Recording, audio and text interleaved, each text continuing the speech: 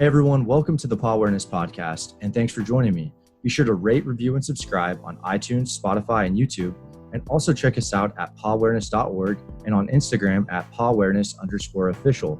On Instagram, we are doing submissions for Pet of the Week, where you can submit your foster pet, and we'll pick one winner every month, and we'll give $200 to their choice of charity or foster. Thanks for watching, and I hope you enjoy this episode. Hey everyone, welcome to today's podcast. I'm really excited because I have Dr. Janet Roark with us today. She's a veterinarian.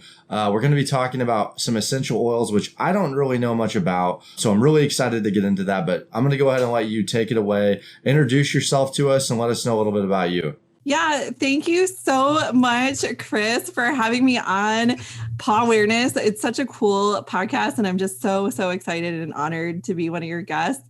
I think what you're doing is really incredible. Just a little bit about me. I'm a veterinarian in Austin, Texas, so I'm in the South. But I went to Michigan State University for vet school. So I actually grew up most of my life in the Midwest in Michigan, kind of got tired of the snow. And so my husband and I moved down to Texas in 2009, and we've been here since and have kind of grown my practice. And I actually did not start out doing essential oils or anything like that. That's something that kind of came about in kind of a roundabout way, but I absolutely love it. I've been a veterinarian for 16 years now, and it's something that I love my life. I love what I do, and I just love being able to help animals every single day. That's so amazing. And have you always been passionate about animals, or did you know as a kid, you're like, I want to be a veterinarian? Is that kind of how that started, or?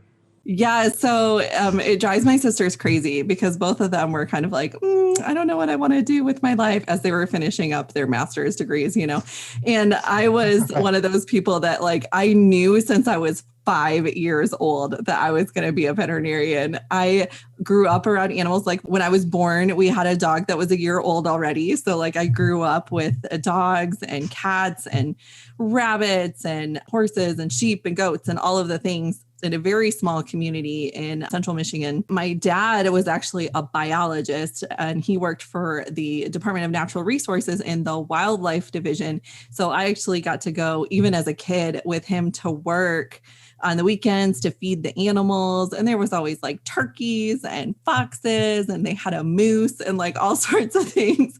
So I was exposed to animals very, very young. And I just remember having this conversation either when I was in kindergarten or first grade with one of my friends on the bus. We were like, we're going to be veterinarians, and you're going to be the large animal veterinarian. I'm going to be the small animal veterinarian. We're going to practice together, the whole thing.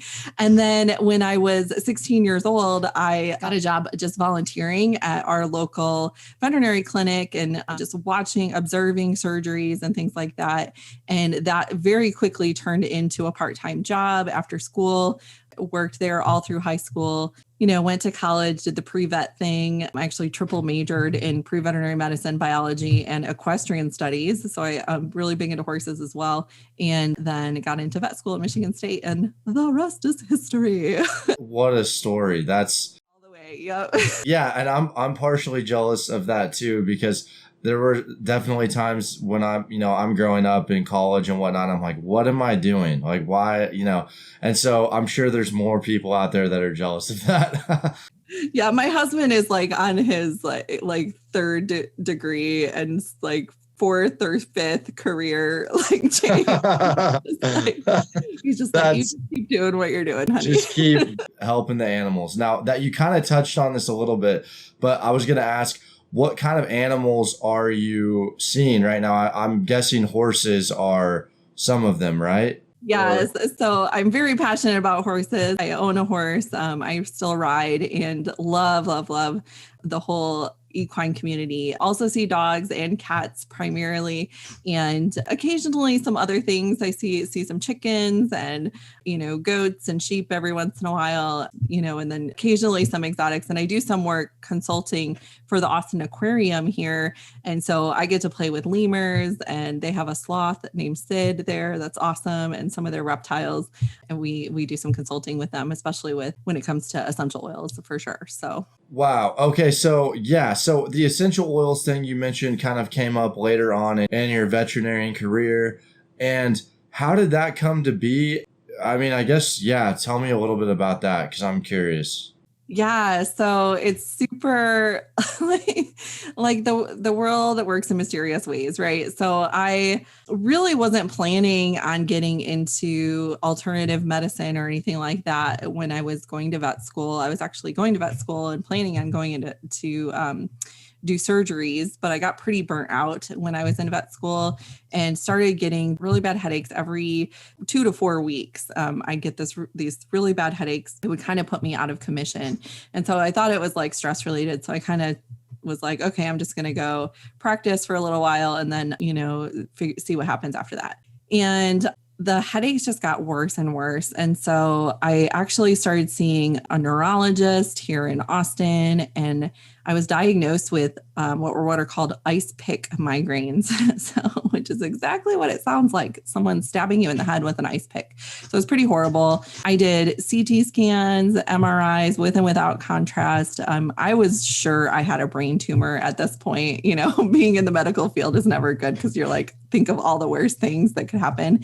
So, and there wasn't anything on the scans or anything like that. And my neurologist was just like, you just have a lot of stress and, here's some medications. And so they gave me some medications for that. I was also suffering from some pretty severe depression as well, which is really common actually in the veterinary industry. I don't know if you knew that or not. Mm-hmm. But we are number one suicide rate is veterinarians, which just breaks my heart. That's such a noble profession that, the people that go into veterinary medicine are so caring and so compassionate, and they really do want to help animals. And yet we're plagued with this horrible a disease of depression and suicide. So I was really struggling with that on top of that. And so all of these things were compounding, and I was on these medications and then I was getting all these side effects from the medications. So my doctors would put me on more medications, and I was on like 5 different prescription medications at this point. And I had gotten some blood work done, and my blood work was showing that my liver enzymes were elevated, probably from all the medications I was on, and something basically needed to change. And so around that time, I had gone to dinner with a friend, and my friend was telling me about these essential oils and all their health benefits. And I'd always been open to different modalities. Like I do acupuncture now as well, really big into chiropractic and that sort of thing. And I was like willing to try anything at this point. So she's like, here, try these essential oils. And she gave me a little bottle, or I ordered it. I bought it and smelled it. And it was very minty. And I kind of threw it in my purse and forgot about it and didn't really use it. But then I ran out of my migraine medication one day at work, and it was like 9:00 in the morning. I'm like, I can't go home. Like I have to work. And so I grabbed that little bottle that was in my purse, and I put a little bit on the back of my neck and on my temples. And it was amazing. Like within 15 minutes, my headache was totally gone. It didn't come back the rest of the day. I was like, awesome. I didn't refill my prescription. And then I was able to start using these essential oils more and more for some of my other situations, and eventually got very slowly off of all of my medications. And so I got into essential oils actually for stress for myself, and then started researching it because I was like, what is in these things that is helping my body figure out what it needs? And I was floored because there was so much research out there about the benefits of essential oils and the health benefits in particular. And a lot of the models that was in the research was obviously animal models. And so I was like, obviously, easy switch. What would happen if I started using these in my practice? And so about 6 months into using them for myself, I started using them in my practice and was just amazed at the results. And I remember like my first appointment, and I was just, it was a really, really cool experience and almost immediate results. And within the hour of the essential oil session I had with this animal. And I just remember driving away from that particular appointment thinking, I guess I use essential oils in my practice now. And I just never looked back. That was 7 or 8 years ago. And again, kind of like almost like miracle after miracle. It still amazes me to this day when I use an essential oil and it works so, so well. And people call me and they're crying because they're just like, I haven't slept in months because my dog has been scratching, and I used some essential oils. I gave him what you recommended, and my dog slept through the night. So I was able to sleep through the night, and it was just like totally life-changing for them. And it just like, oh, it makes my heart burst. So, and that's kind of what I was wondering is just, I guess, like, what are some instances that you see where you use essential oils? Like, is it all over the board? Do you use it for all animals, like more so than others? Or what do you, I guess, like, what instances do you see yourself using these essential oils for? I've evolved. My practice has evolved to where I reach for essential oils almost first before anything else, because it's very safe and it's a conservative approach to medicine. I always offer, my clients all of the options. A lot of my clients in particular really like the essential oils and the acupuncture stuff, mainly because a lot of them have already tried everything else. And they're like, kind of like how I was. I've tried everything. Help, what do I do? Yeah. And so that's kind of like who comes to me. But it's really awesome because the way essential oils work with humans and with animals is that you can use them aromatically. So you can inhale them. They go through your olfactory system into your brain and to the limbic systems, which is really, really closely related to the emotional centers of the brain. And so I really love using essential oils for like stress related problems, which everyone is dealing with right now, humans and animals, because their humans are stressed out and our animals actually absorb that stress that is around them. And so using it for the whole family aromatically in like a diffuser is a really great way to use them. You can also use them topically for various like issues like itching and lumps and bumps and scratches and wounds and that sort of thing, all sorts of things. And I'll use them internally in very small amounts. Obviously, they're very, very potent. And for situations like with our senior dogs, maybe that have like some cognitive impairment or even just like sore joints and muscles and things like that, hind end weakness, that sort of thing, all sorts of things like all across the board. But it's pretty amazing, the results, and especially using that in an integrative approach, like along with acupuncture or along with Western medications and other modalities like chiropractic and physical therapy and things like that, you can really, really see a huge benefit. So yeah, all across the board for sure. So it's just kind of like this, it can be this, like you said, conservative approach to kind of like just get things going, and also this additive that kind of enhances everything else when it's combined with everything else. So yeah, I like that a lot, actually. I'm not familiar with it myself, and so this is something I'm actually going to look into. Now, like, how many essential oils are there? I mean, how many, like, is it like a small library, a big library of them, or what's that like? There's a lot. And so it really depends on the company, like how many there are. I use probably about, I'd say between 50 and 70 different oils and oil blends. And of course, like, it's kind of like having a little chemistry set, like all your little essential oil bottles, and then you can kind of make your own blends. And I do this with a lot of my patients, is make their own blend depending on what they like. So I let them choose a lot of times by letting them smell the oils and make sure that they like the oil. And then two, what therapeutic benefit that particular oil has. And then I'll combine them, give them a kind of a customized blend, that sort of thing, depending on what's going on. So yeah.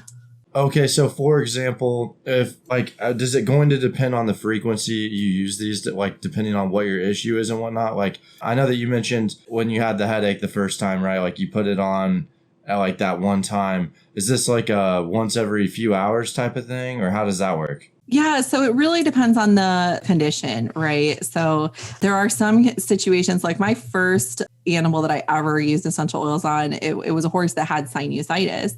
And we just did one treatment. We did like 10 different oils, but we did one treatment and he was good for like 6 months. And so we only needed to do it once, but which was amazing to me. It still amazes me to this day when that sort of thing happens.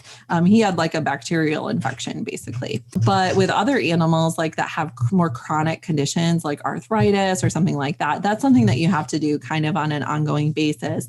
And because it's not necessarily going to get rid of the arthritis because the bone changes have already been made, but it can help with helping the body with the inflammation, the inflammatory process and that sort of thing. So in those cases, I, usually recommend using it twice a day, or in other cases, like where there's a lump that you're trying to get rid of or something like that, even up to like 4 to 5 times a day applying that. The cool thing about essential oils is it's not a medication. And so like with our synthetic medications, a lot of times they build up in our system. That's part of how they work, right? So you have like a loading dose and then on like an antibiotic for 10 days. And then, it kind of tapers off over time in your system. With essential oils, they're not like that. They're metabolized very quickly. It's like they're oils from plants. And so very much like eating a plant, it's only in your system for a little bit of time, and then you have to kind of reapply. Of course, different species have different metabolic rates for different things. And so sometimes they're in their system a little bit longer. So you do have to be careful with some essential oils, especially with cats and dogs and really small animals. I usually avoid tea tree oil with those guys, as well as wintergreen and birch. But most of the other oils are pretty safe as long as you dilute them properly. So you do have to dilute them for the small guys. So yeah, and that kind of led me to my next question which was, what do essential oils not do? It's kind of preventative, but it also helps existing conditions. So, I mean, it's not going to cure cancer or something, right? Or what does it not do, I guess? Or maybe it does. I don't know. This is a really good question, Chris. I'm like trying to do this in a diplomatic way. So unfortunately, our animals do not live as long as people. Okay. So we cannot prevent death from happening, and eventually organs do fail. Cancer is very prevalent in our animals these days. They're living longer, so they're getting cancer. Their cells are mutating, things like that. That being said, there are some studies that show there are certain oils that are effective against certain types of cancer cells. And so you can help some of those cases depending on the type of cancer and the type of the health of the animal, the age of the animal, how advanced it is when you find it, things like that. And if you're also doing like chemotherapy and radiation and all of those things in conjunction with it, there's definitely things that essential oils can't, it's not a cure. What essential oils are, and they're not really even a treatment. I don't even want to call it that. What essential oils do is they help the body with normal processes. So for example, if a dog is born without kidneys, you're not going to be able to put essential oils on them and have them grow kidneys. That's not going to happen. Like congenital defects, there's nothing you can do about that, short of surgery in some cases. And you're not going to change an animal's, DNA from using essential oils. And it really advanced cases of which a lot of them are what I see. So I see them after they've already tried everything else and the cases are really advanced.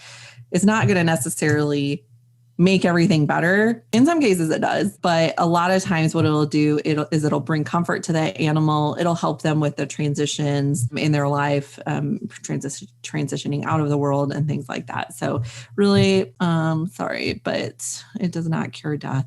I'm sure there's some scientist lab that's working on that, right? Right. Oh my gosh. Yeah. See, but there's still a lot that it can do. And it seems like that it's a good additive just to have. So, and I'm trying to think over here too. I have a 5-year-old cat. And so I'm like, oh my gosh, maybe I can implement something like this with her. In your practice, do you deal with any supplementation for your pets at all or anything like that? Absolutely. Yeah. I think everyone does a little bit. So I'm a huge proponent of feeding raw.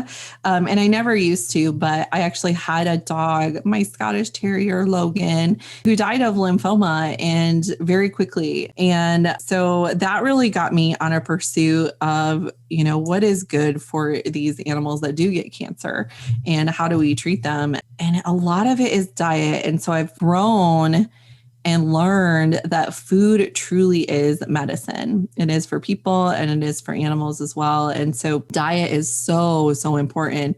And, in the pet industry and especially in the pet food industry, that's a $85 billion industry. Pet food companies make a lot of money for, to make food that's convenient for people. And we really like kibble. in America.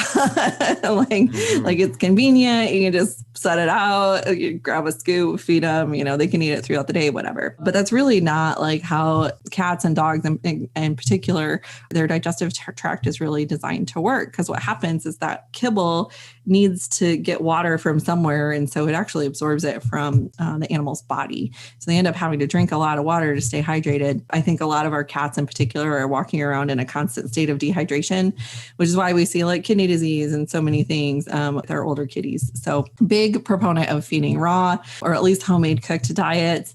I love feeding a multivitamin supplement. I think that's really important. I take a multivitamin. I think our animals should also take multivitamins. Getting gut health really, really under control by giving a probiotic and a digestive enzyme is really important. And then omega-3s, essential fatty acids are so helpful in so many conditions. It supports the brain and the heart and skin and the coat and all of those things. So I think that's really important. And that's what my dogs and my cat gets every single day. My own animals, that's what a lot of people ask, like, are you really big on that? And it's quite interesting in a lot of these cases, just switching them to this really healthy diet that is more species appropriate, is what I like to say, can really make a huge difference in their health. Huge difference. So.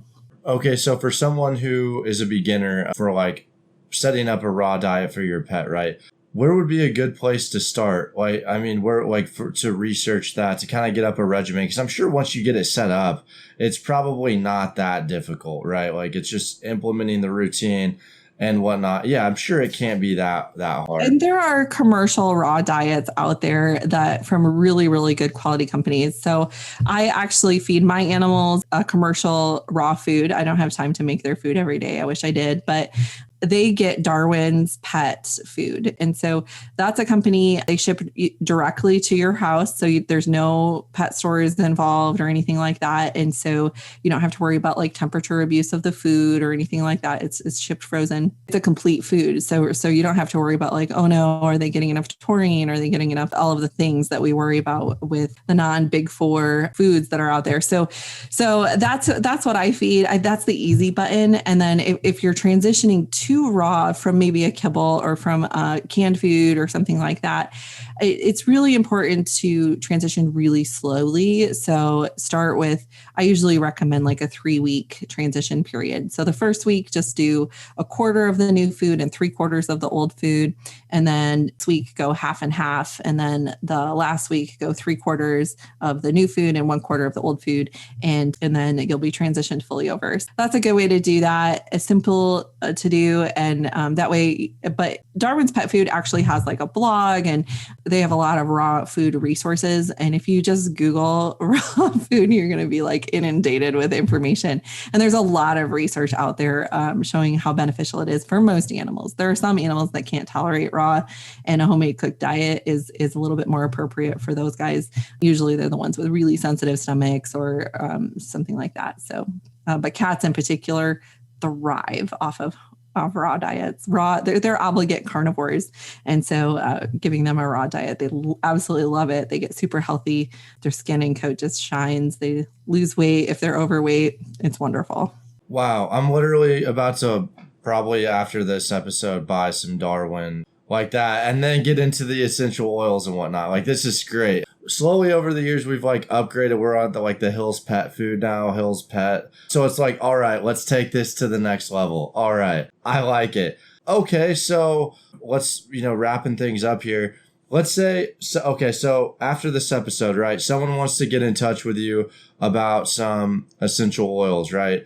How can they do that? Because I feel like this is, with there being so many, and yeah, you can do research, but it's probably just best to talk and purchase from a professional. Like, what would be the way to do that? Yeah, so they can go to my website. So I have a website. It's essentialoilvet.com. And I have lots of resources on there. There's a free safety PDF for everyone who's like, oh my gosh, are essential oils even safe for animals?